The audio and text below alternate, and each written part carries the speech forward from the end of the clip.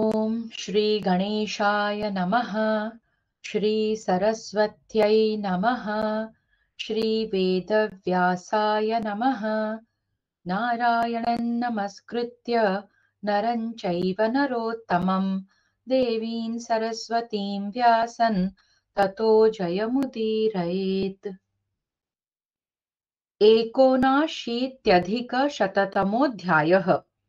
घटोत्कच का घोर युद्ध तथा कर्ण के द्वारा चलाई हुई इंद्र प्रदत्त शक्ति से उसका वध। संजय उवाच। संजय कहते हैं, राजन, राक्षस अलायुध का वध करके घटोत्कच मन ही मन बड़ा प्रसन्न हुआ और वह आपकी सेना के सामने खड़ा हो नाना प्रकार से सिंहनाद करने लगा। महाराज, उसकी वह भयंकर गर्जना हाथियों को भी कंपा देने वाली थी। उसे सुनकर आपके योद्धाओं के मन में अत्यंत दारुण भय समा गया। जिस समय महाबली घटोत्कच अलायुध के साथ उलझा हुआ था, उस समय उसे उस अवस्था में देखकर महाबाहु कर्ण ने पांचालों पर धावा किया।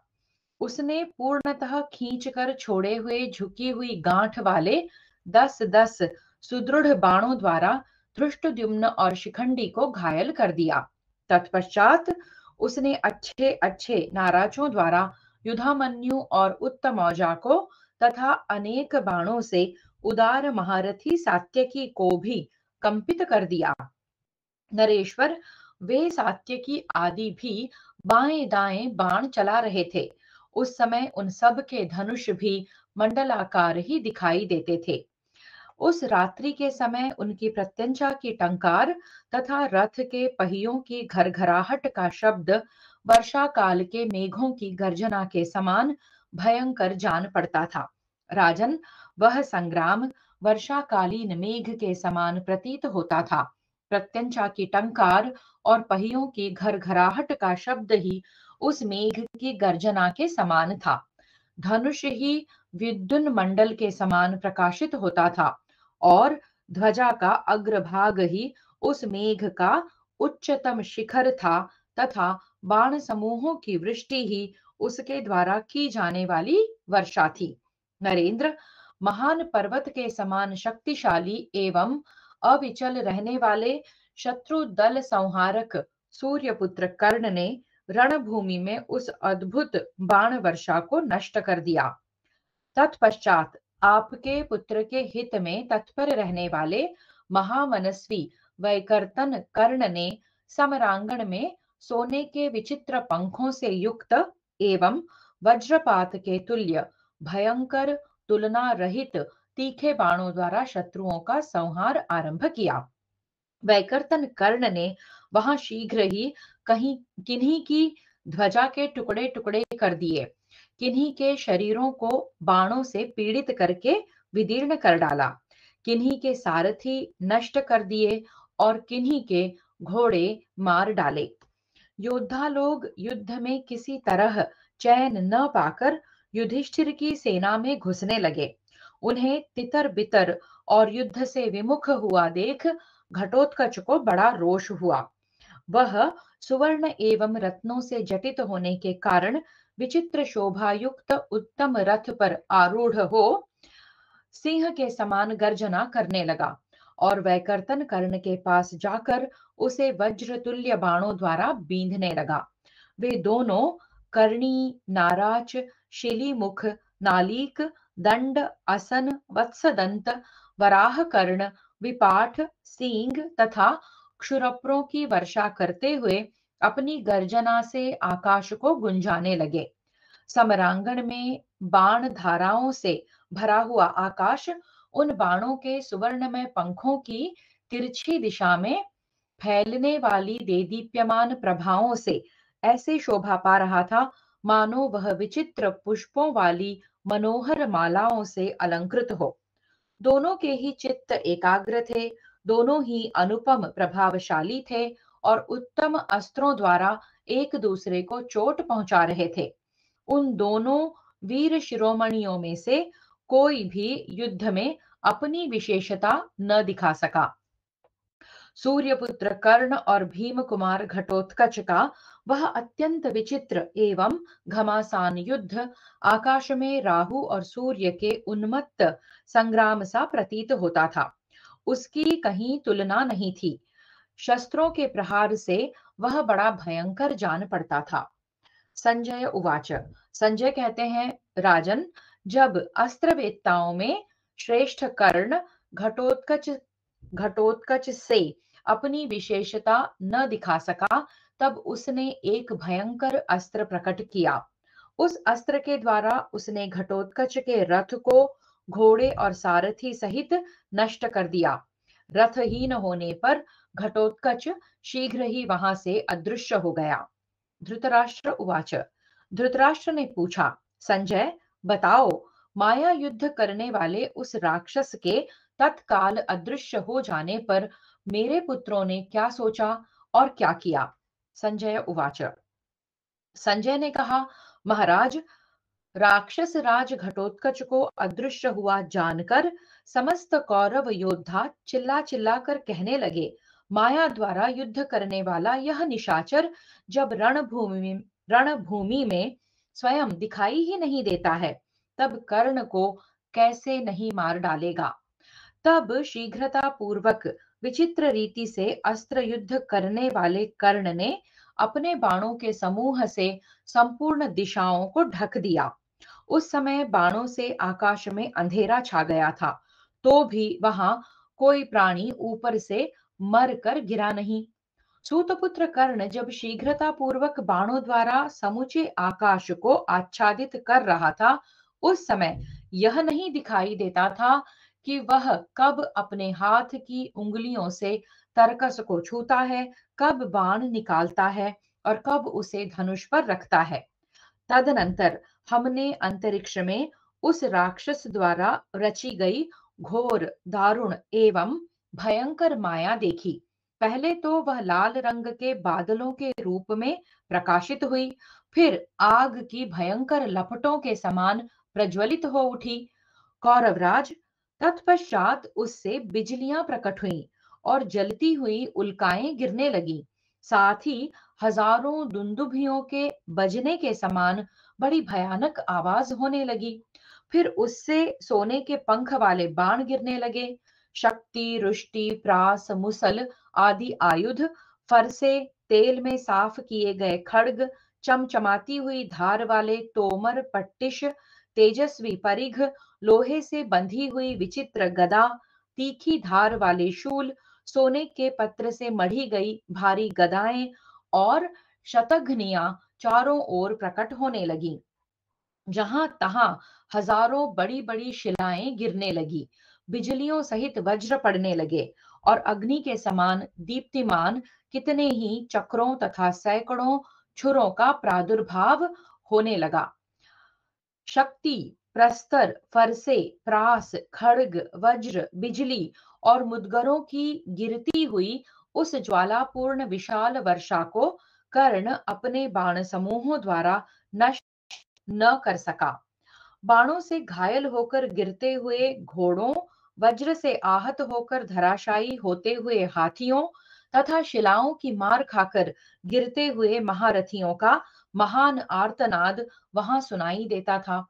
घटोत्कच के द्वारा चलाए हुए अत्यंत भयंकर नाना प्रकार के अस्त्र शस्त्रों के प्रहार से हताहत हुई दुर्योधन की सेना आर्त होकर चारों ओर घूमती और चक्कर काटती दिखाई देने लगी। साधारण सैनिक विषाद की मूर्ति बनकर हाहाकार करते हुए सब ओर भाग भाग कर छिपने लगे, परंतु जो पुरुषों में श्रेष्ठ वीर थे, वे आर्य पुरुषों के धर्म पर स्थित रहने के कारण उस समय भी युद्ध से विमुख नहीं हुए। राक्षस द्वारा की हुई बड़े बड़े अस्त्र शस्त्रों की वह अत्यंत घोर एवं भयानक वर्षा तथा अपने सैन्य समूहों का विनाश देखकर आपके पुत्रों के मन में बड़ा भारी भय समा गया। नरेंद्र, अग्नि के समान जलती हुई जीभ और भयंकर शब्द वाली सैकड़ों गीदड़ियों को चीत्कार करते तथा राक्षस समूहों को गर्जते देखकर आपके सैनिक व्यथित हो उठे। पर्वत के समान विशाल शरीर वाले और प्रज्वलित जिह्वा से आग उगलने वाले, तीखी दाढ़ों से युक्त भयानक राक्षस हाथों में शक्ति लिए आकाश में पहुंचकर मेघों के समान कौरव दल पर शस्त्रों की उग्र वर्षा करने लगे।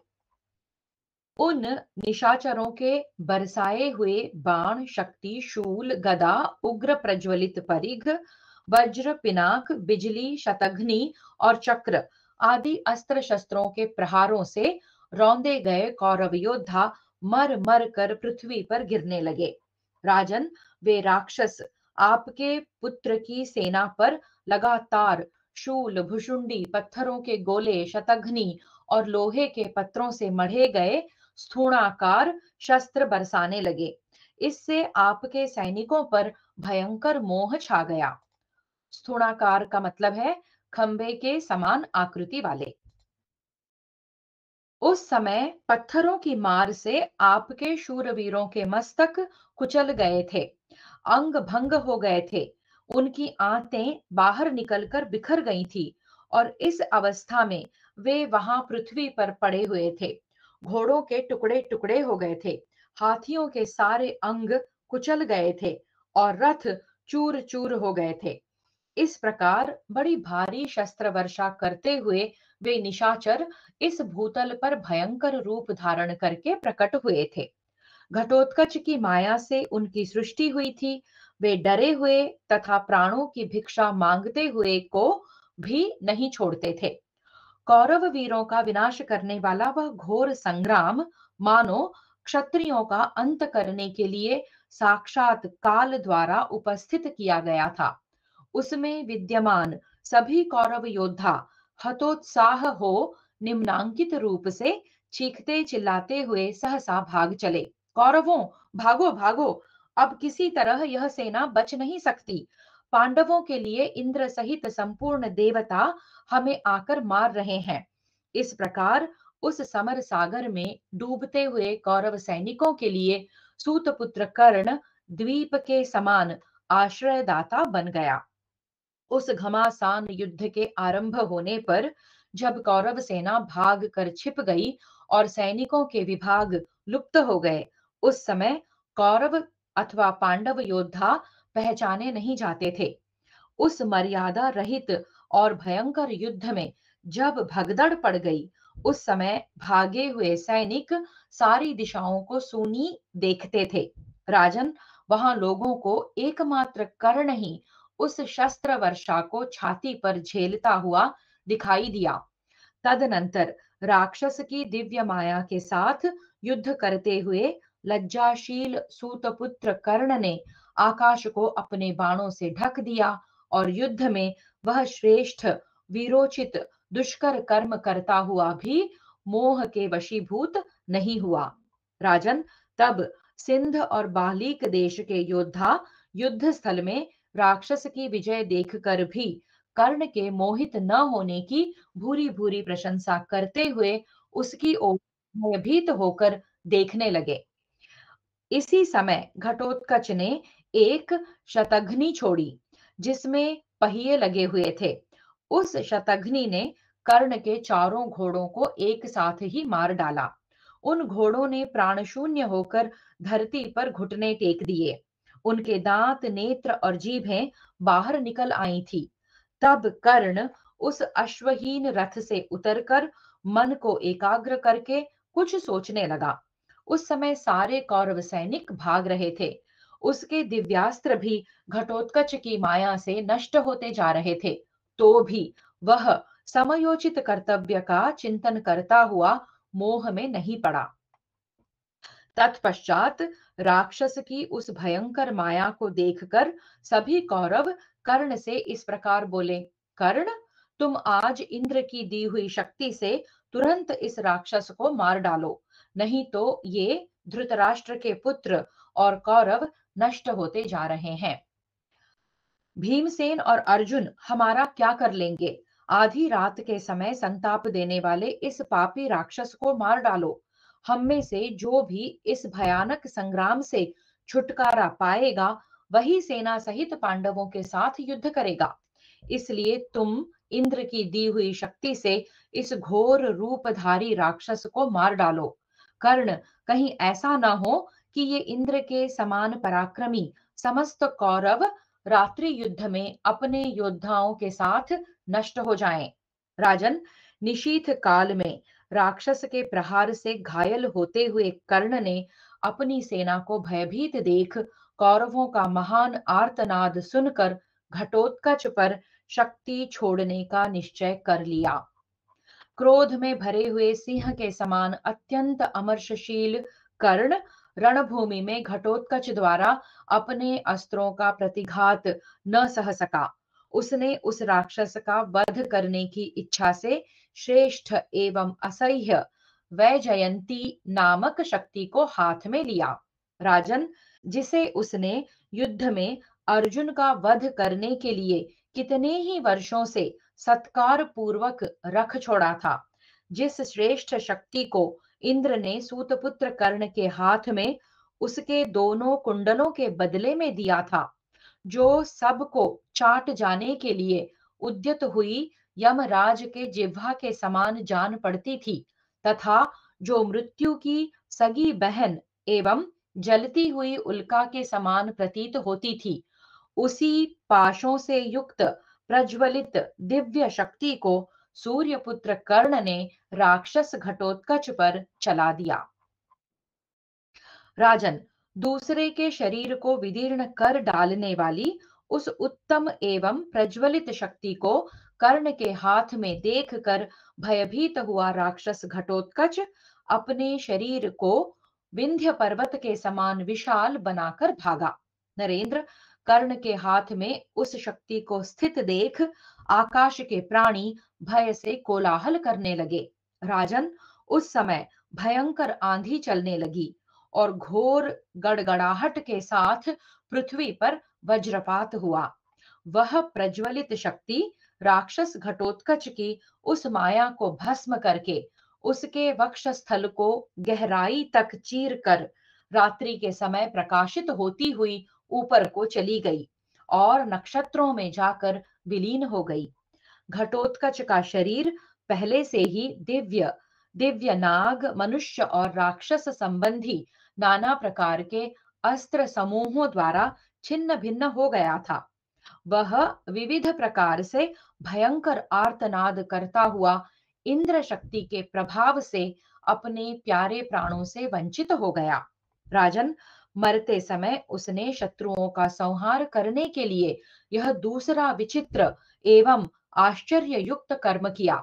यद्यपि शक्ति के प्रहार से उसके मर्मस्थल विदीर्ण हो चुके थे, तो भी वह अपना शरीर बढ़ाकर पर्वत और मेघ के समान लंबा चौड़ा प्रतीत होने लगा।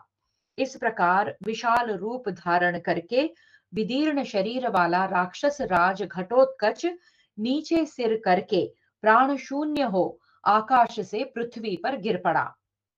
उस समय उसका अंग अंग अकड़ गया था और जीभ बाहर निकल आई थी। महाराज, भयंकर कर्म करने वाला भीमसेन पुत्र घटोत्कच अपना वह भीषण रूप बनाकर नीचे गिरा। इस प्रकार मरकर भी उसने अपने शरीर से आपकी सेना के एक भाग को कुचल कर मार डाला। पांडवों का प्रिय करने वाले उस राक्षस ने प्राण शून्य हो जाने पर भी अपने बढ़ते हुए अत्यंत विशाल शरीर से गिरकर आपकी एक अक्षौहिणी सेना को तुरंत नष्ट कर दिया। तदनंतर सिंहनादों के साथ साथ भेरी, शंख, नगाड़े और आनक आदि बाजे बजने लगे। माया भस्म हुई और राक्षस मारा गया। यह देखकर हर्ष में भरे हुए कौरव सैनिक जोर जोर से गर्जना करने लगे।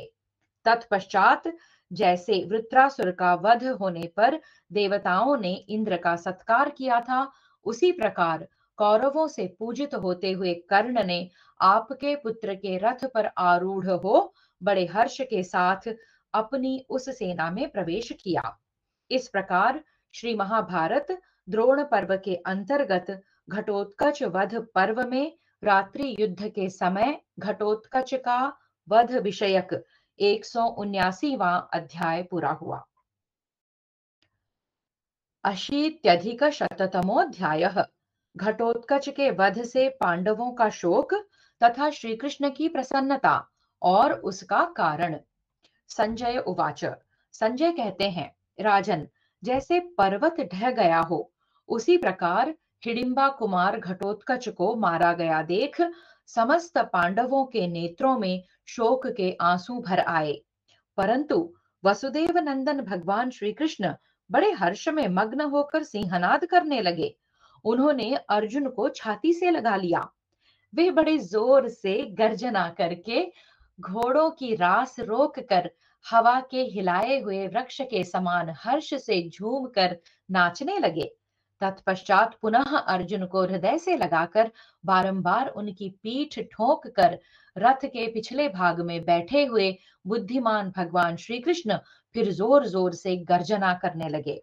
राजन, भगवान श्री कृष्ण के मन में अधिक प्रसन्नता हुई जानकर महाबली अर्जुन कुछ अप्रसन्न से होकर बोले, मधुसूदन, हिडिंबा कुमार घटोत्कच के वध से आज हमारे लिए तो शोक का अवसर प्राप्त हुआ है, परंतु आपको यह बेमौके अधिक हर्ष हो रहा है। घटोत्कच को मारा गया देख हमारी सेनाएं यहाँ युद्ध से विमुख होकर भागी जा रही हैं। हिडिंबा कुमार के धराशायी होने से हम लोग भी अत्यंत उद्विग्न हो उठे हैं। परंतु जनार्दन, आपको जो इतनी खुशी हो रही है, उसका कोई छोटा मोटा कारण न होगा। वही मैं आपसे पूछता हूँ, सत्य वक्ताओं में श्रेष्ठ प्रभो, आप इसका मुझे यथार्थ कारण बताइए। शत्रुदमन, यदि कोई गोपनीय बात न हो तो मुझे अवश्य बतावें। मधुसूदन, आपके इस हर्ष प्रदर्शन से आज हमारा धैर्य छूटा जा रहा है, अतः आप इसका कारण अवश्य बतावें। जनार्दन, जैसे समुद्र का सूखना और मेरु पर्वत का विचलित होना आश्चर्य की बात है, उसी प्रकार आज मैं आपके इस हर्ष प्रकाशन रूपी कर्म को आश्चर्यजनक मानता हूं। श्री वासुदेव उवाच। भगवान श्री कृष्ण ने कहा, धनंजय, आज वास्तव में मुझे यह अत्यंत हर्ष का अवसर प्राप्त हुआ है।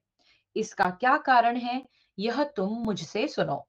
मेरे मन को तत्काल अत्यंत प्रसन्नता प्रदान करने वाला यह उत्तम कारण इस प्रकार है। महातेजस्वी धनंजय, इंद्र की दी हुई शक्ति को घटोत्कच के द्वारा कर्ण के हाथ से दूर कराकर अब तुम युद्ध में कर्ण को शीघ्र मरा हुआ ही समझो। इस संसार में कौन सा ऐसा पुरुष है जो युद्ध स्थल में कार्तिकेय के समान शक्तिशाली कर्ण के सामने खड़ा हो सके। सौभाग्य की बात है कि कर्ण का दिव्य कवच उतर गया। सौभाग्य से ही उसके कुंडल छीने गए तथा सौभाग्य से ही उसकी वह अमोघ शक्ति घटोत्कच पर गिरकर उसके हाथ से निकल गई।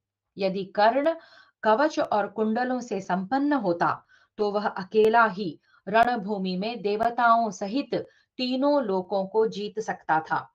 उस अवस्था में इंद्र, कुबेर, जलेश्वर, वरुण तथा यमराज भी रणभूमि में कर्ण का सामना नहीं कर सकते थे। तुम गांडीव उठाकर और मैं सुदर्शन चक्र लेकर दोनों एक साथ जाते तो भी समरांगण में कवच कुंडलों से युक्त नरश्रेष्ठ कर्ण को नहीं जीत सकते थे। तुम्हारे हित के लिए इंद्र ने शत्रु नगरी पर विजय पाने वाले कर्ण के दोनों कुंडल माया से हर लिए और उसे कवच से भी वंचित कर दिया। कर्ण ने कवच तथा उन निर्मल कुंडलों को स्वयं ही अपने शरीर से कुतर कर इंद्र को दे दिया था, इसलिए उसका नाम वैकर्तन हुआ। जैसे क्रोध में भरे हुए सर्प को मंत्र के तेज से स्तब्ध कर दिया जाए तथा प्रज्वलित आग की ज्वाला को बुझा दिया जाए, शक्ति से वंचित हुआ कर्ण भी आज मुझे वैसा ही प्रतीत होता है। महाबाहो, जब से महात्मा इंद्र ने कर्ण को उसके दिव्य कवच और कुंडलों के बदले में अपनी शक्ति दी थी, जिसे उसने घटोत्कच पर चला दिया है, उस शक्ति को पाकर धर्मात्मा कर्ण सदा तुम्हें रणभूमि में मारा गया ही मानता था। पुरुष सिंह, आज ऐसी अवस्था में आकर भी कर्ण तुम्हारे सिवा किसी दूसरे योद्धा से नहीं मारा जा सकता। अनघ, मैं सत्य की शपथ खाकर यह बात कहता हूँ। कर्ण ब्राह्मण भक्त, सत्यवादी, तपस्वी, नियम और व्रत का पालक तथा शत्रुओं पर भी दया करने वाला है। इसीलिए उसे वृष धर्मात्मा कहा गया है। महाबाहु कर्ण युद्ध में कुशल है। उसका धनुष सदा उठा ही रहता है। वन में दहाड़ने वाले सिंह के समान वह सदा गर्जता रहता है। जैसे मत वाला हाथी कितने ही यूथपतियों को मद रहित कर देता है, उसी प्रकार कर्ण युद्ध के मुहाने पर सिंह के समान पराक्रमी महारथियों का भी घमंड चूर कर देता है। पुरुष सिंह, तुम्हारे महामनस्वी श्रेष्ठ योद्धा दोपहर के तपते हुए सूर्य की भांति कर्ण की ओर देख भी नहीं सकते।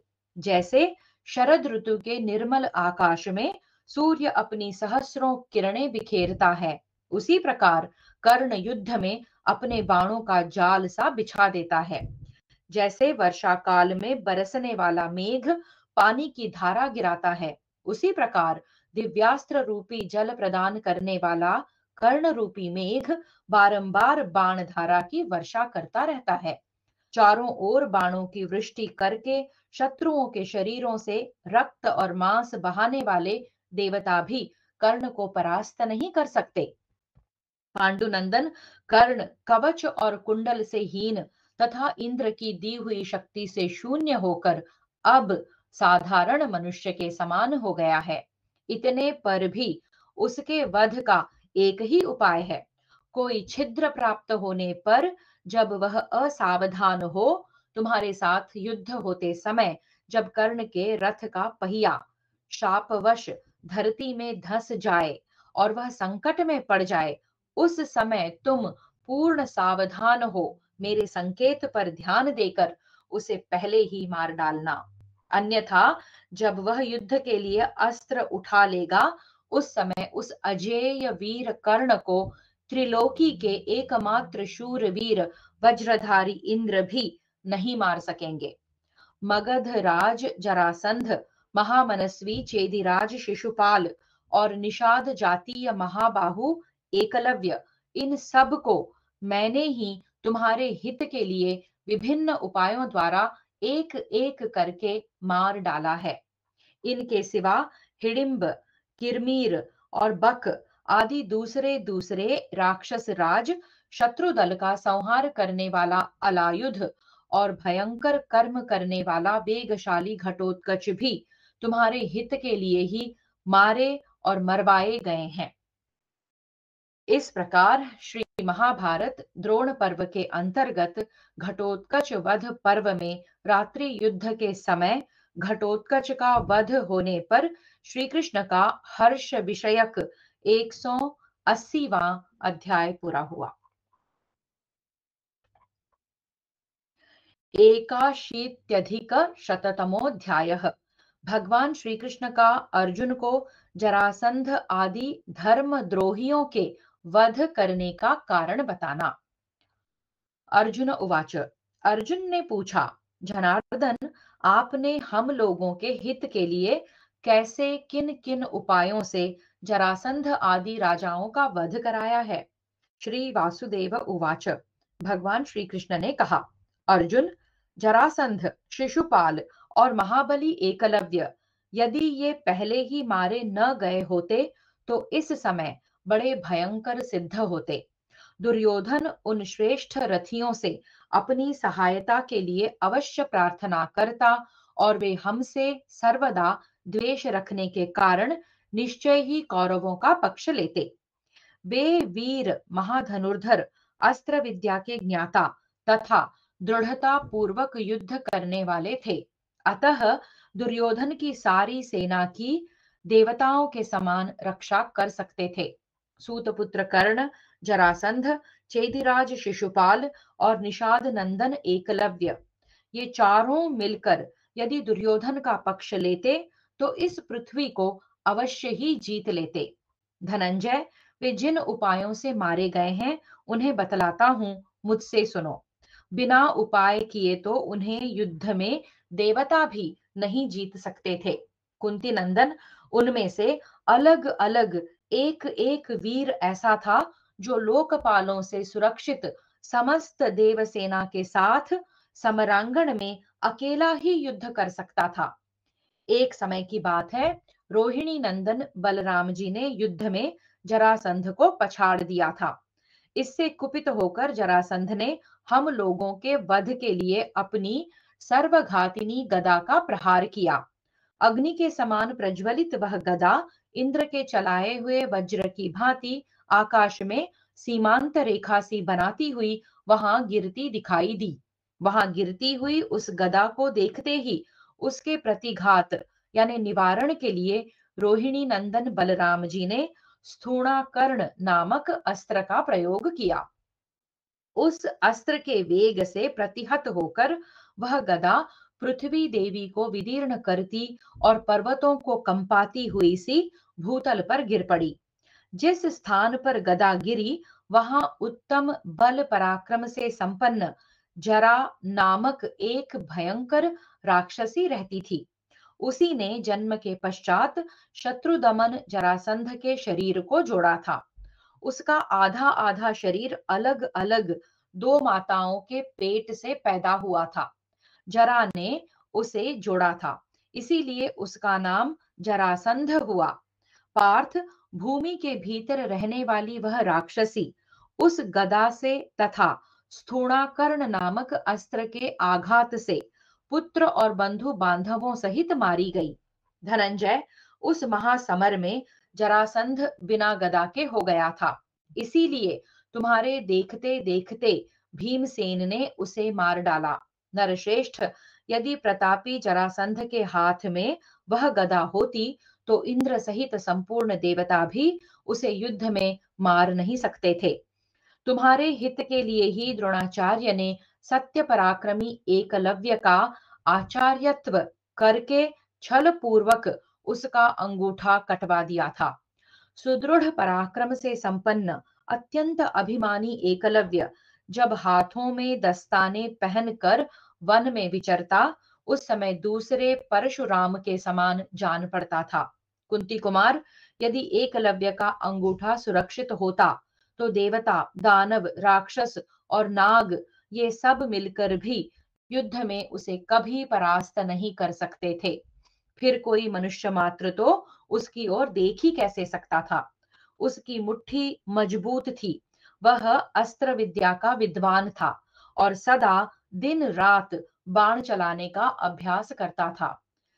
तुम्हारे हित के लिए मैंने ही युद्ध के मुहाने पर उसे मार डाला था। पराक्रमी चेदिराज शिशुपाल तो तुम्हारी आंखों के सामने ही मारा गया था।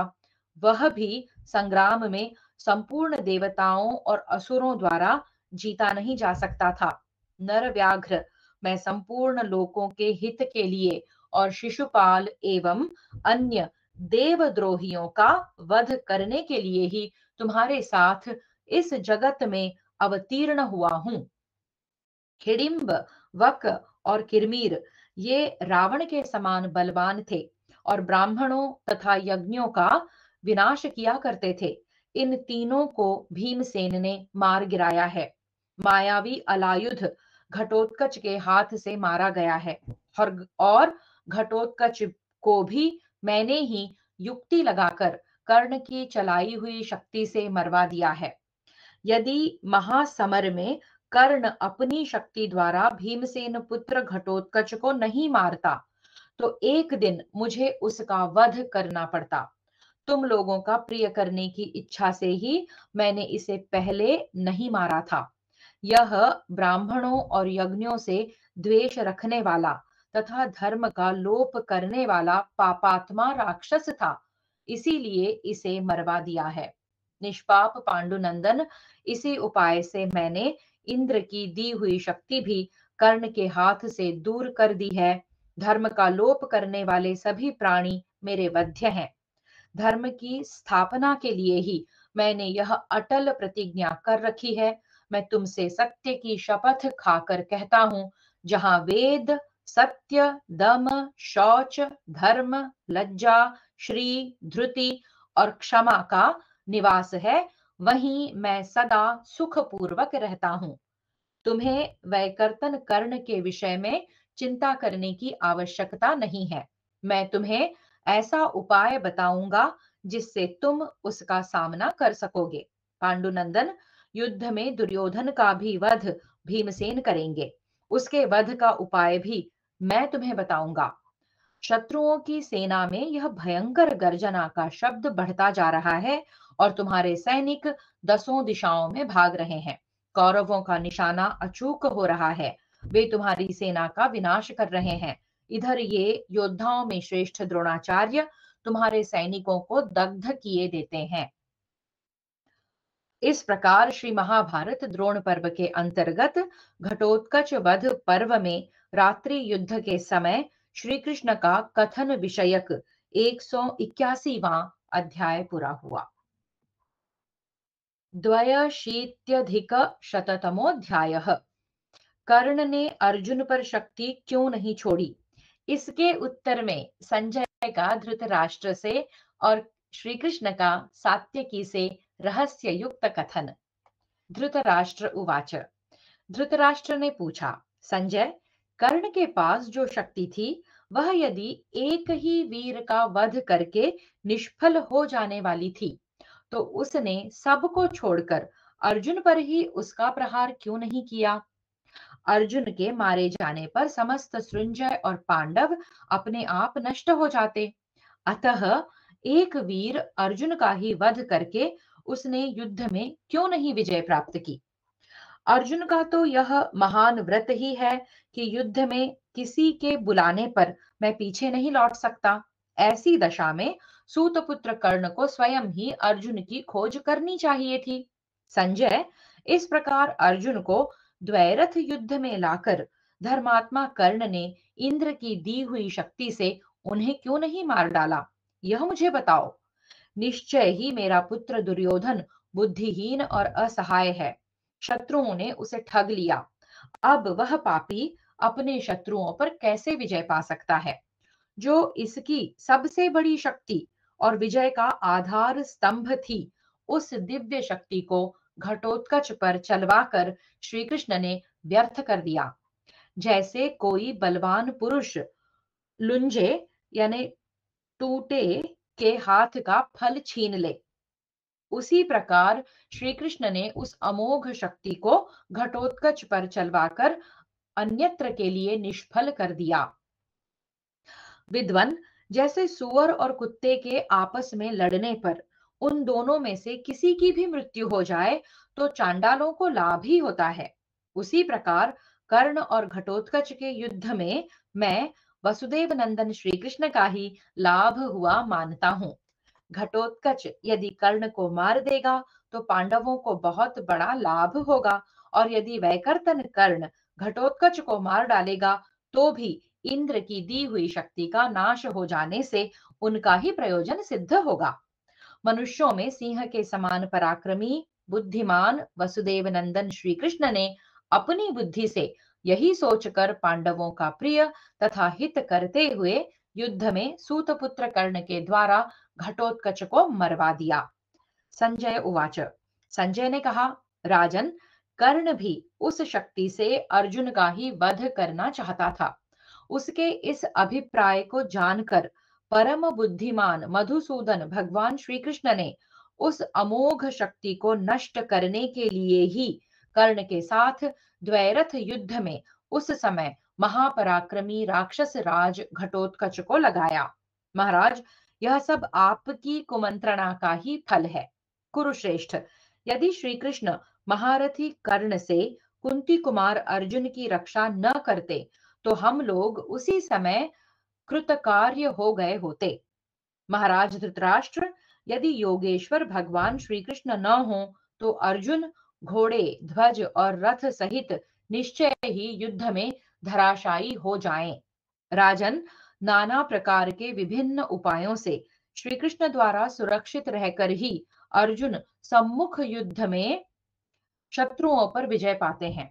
श्री कृष्ण ने विशेष प्रयत्न करके उस अमोघ शक्ति से पांडुपुत्र अर्जुन की रक्षा की है। नहीं तो जैसे वज्र गिराकर वृक्ष को भस्म कर देता है, उसी प्रकार वह शक्ति कुंती कुमार अर्जुन को शीघ्र ही नष्ट कर देती। धृतराष्ट्र उवाच। धृतराष्ट्र ने कहा, संजय, मेरा पुत्र दुर्योधन सबका विरोधी और अपने को ही सबसे अधिक बुद्धिमान समझने वाला है। उसके मंत्री भी अच्छे नहीं हैं। इसीलिए अर्जुन के वध और विजय लाभ का यह अमोघ उपाय उसके हाथ से निकल गया है। सूत, समस्त शस्त्रधारियों में श्रेष्ठ कर्ण तो बड़ा बुद्धिमान है। उसने स्वयं ही उस अमोघ शक्ति को अर्जुन पर कैसे नहीं छोड़ा। परम बुद्धिमान गवल गण कुमार, तुम्हारे ध्यान से यह बात कैसे निकल गई कि तुमने कर्ण को इसके विषय में कुछ नहीं समझाया। संजय उवाच। संजय ने कहा, राजन, प्रतिदिन रात को दुर्योधन, शकुनी और दुशासन का तथा मेरा भी कर्ण से यही आग्रह रहता था कि कर्ण, कल सवेरे तुम सारी सेनाओं को छोड़कर अर्जुन को मार डालो। फिर तो पांडवों और पांचालों का हम भृत्यों के समान उपभोग करेंगे। यदि ऐसा सोचो कि अर्जुन के मारे जाने पर श्री कृष्ण दूसरे किसी पांडव को युद्ध के लिए खड़ा कर लेंगे, तो श्री कृष्ण को ही मार डालो। श्री कृष्ण ही पांडवों की जड़ हैं। अर्जुन ऊपर के तने के समान है। अन्य कुंती पुत्र शाखाएं हैं तथा पांचाल सैनिक पत्तों के समान है। श्री कृष्ण ही पांडवों के आश्रय, बल और रक्षक हैं। जैसे नक्षत्रों के परम आश्रय चंद्रमा है, उसी प्रकार इन पांडवों का सबसे बड़ा सहारा श्री कृष्ण है। अतः सूतनंदन, तुम पत्तों, डालियों और तने को छोड़कर जड़ को ही काट दो। सर्वत्र और सदा श्री कृष्ण को ही पांडवों की जड़ समझो। राजन, यदि कर्ण यादव नंदन श्री कृष्ण को मार डालता, तो यह सारी पृथ्वी उसके वश में हो जाती, उसमें संशय नहीं है। नरेंद्र, यदि यदुकुल और पांडवों को आनंदित करने वाले महात्मा श्री कृष्ण उस शक्ति से मारे जाकर रणभूमि में सो जाते, तो पर्वत, समुद्र और वनों सहित यह सारी पृथ्वी आपके वश में आ जाती। ऐसा निश्चय कर लेने के बाद भी जब वह युद्ध के समय सदा सजग रहने वाले अप्रमेय स्वरूप देवेश्वर भगवान श्री कृष्ण के समीप जाता, तो उस पर मोह छा जाता था। भगवान श्री कृष्ण अर्जुन को सदा राधा नंदन कर्ण से बचाए रखते थे। उन्होंने रणभूमि में अर्जुन को सूतपुत्र कर्ण के सम्मुख खड़ा करने की कभी इच्छा नहीं की।